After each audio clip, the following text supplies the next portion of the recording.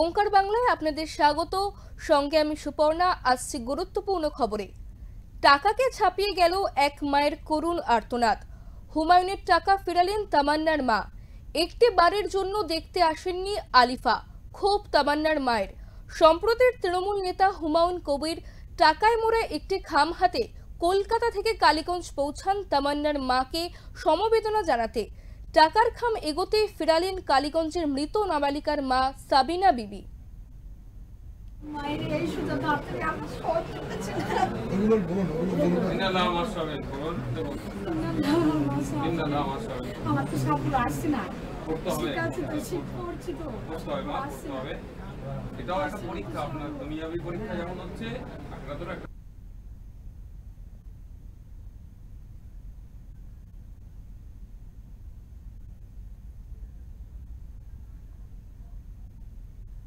সাবিনার স্পষ্ট বক্তব্য, সরকার তথা তৃণমূলের কোনো আর্থিক অনুদান তিনি চান না। তাই হুমায়ুনের খামে ভরা টাকা হাতে না নিয়েই ফিরিয়ে দিলেন তিনি। যদিও হুমায়ুন বোঝাবার চেষ্টা করেন তিনি একটি অরাজনৈতিক সংগঠনের সাথে যুক্ত, আর সেই সংগঠনের তরফ থেকেই কিছু আর্থিক সাহায্য দিচ্ছিলেন, কিন্তু সেই আর্থিক সাহায্য ফিরিয়ে দিলেন মৃত নাবালিকা তামান্নার মা। হুমায়ুনকে পাল্টা প্রশ্ন করে সাবিনা বলে, আপনি কলকাতা থেকে আমার মেয়েকে দোয়া দিতে আসতে পেরেছেন, কিন্তু আলিফা তো একবারও আসেনি আমাদের কাছে।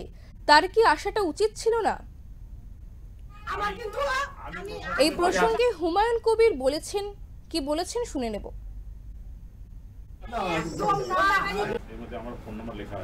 মানবিকতার বিরুদ্ধে অপরাধ, ঠিক আছে? প্রত্যেকটা মানুষের গর্জে ওঠা উচিত যে যার কাছেই বোমা থাকবে সে কোন দলের, কোন বর্ণের, কোন ধর্মের মানুষ দেখার দরকার নেই। প্রত্যেকটা মানুষের গর্জন করা উচিত, যেটাকে আমরা ডিসকাশন।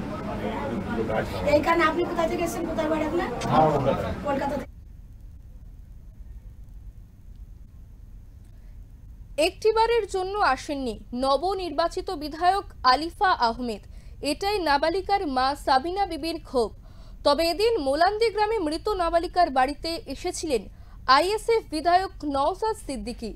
পরিবারের সাথে দীর্ঘক্ষণ কথা বলেন নওসাদ। হুমায়ুনকে তিরস্কার করে ফেরালেও নওসাদকে সামনে পেয়ে আবেগে ভাসলেন তামান্নার মা সাবিনা।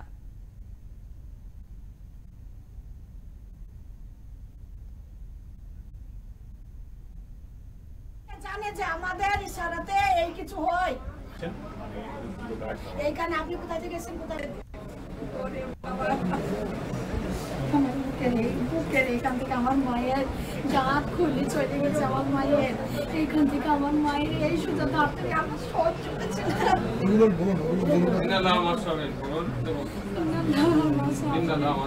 আমার তো সব আসছে না। ঠিক আছে, তো শিক্ষা করছি তো আসছে না। এটাও একটা পরীক্ষা, আপনার দুনিয়াবি পরীক্ষা যেমন হচ্ছে, আখেরাতেরও একটা পরীক্ষা। চাইতে পারছি না, আমার ওই একটাই করে বসে করে জন্মদিন আমার মায়ের গর্ব করে। ওরে বাবা, আমার বুকের এইখান থেকে আমার মায়ের দাঁত খুলে চলে গেছে। আমার মায়ের এইখান থেকে আমার মায়ের এই সোজা দাঁত থেকে আমার সব চলেছে। সাংবাদিকদের মুখোমুখি হয়ে নওসাদ জানান, পশ্চিমবঙ্গে ভোট এলেই মারামারি, খুনোখুনি। তামান্না নির্মম মৃত্যুর জন্য প্রশাসনকেই দায়ী করেছেন নওসাদ। তিনি বলেন, প্রশাসন জানতো এই গ্রামে উত্তপ্ত হতে পারে, তারপরেও প্রশাসন কোনো রকম ব্যবস্থা নেয়নি। এই ঘটনার জন্য দায়ী সম্পূর্ণভাবে রাজ্য সরকার, নির্বাচন কমিশন। এই প্রসঙ্গে নওসাদ সিদ্দিকী কি বলেছেন শুনে নেব। গণনা কেন্দ্রের অনেক দূরে, আর যেখানে এসে মেয়েটিকে খুন করলো বোমা ছুড়ে, অনেকটাই ভিতরে।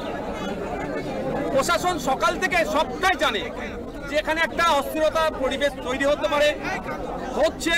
ইতিপূর্বে এই গ্রামে এই ধরনের রাজনৈতিক হিংসা হয়েছে, অনেক ক্ষতিগ্রস্ত হয়েছে। সুতরাং এখানে পর্যাপ্ত পরিমাণে ফোর্স দেওয়া দরকার ছিল, কিন্তু তা করেনি। ফলে একটা ফুটফুটে মেয়ের জীবনহানি হলো।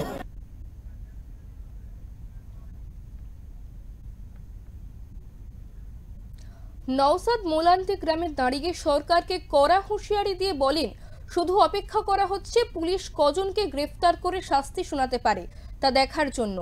তারপর তামান্নার মৃত্যু নিয়ে আইনি লড়াই চলবে বলে জানিয়েছেন আইএসএফ বিধায়ক নওসাদ সিদ্দিকী। এবং প্রশাসনের উদ্দেশ্যে তার বার্তা এই গ্রামে হানাহানি বন্ধ করতে হবে।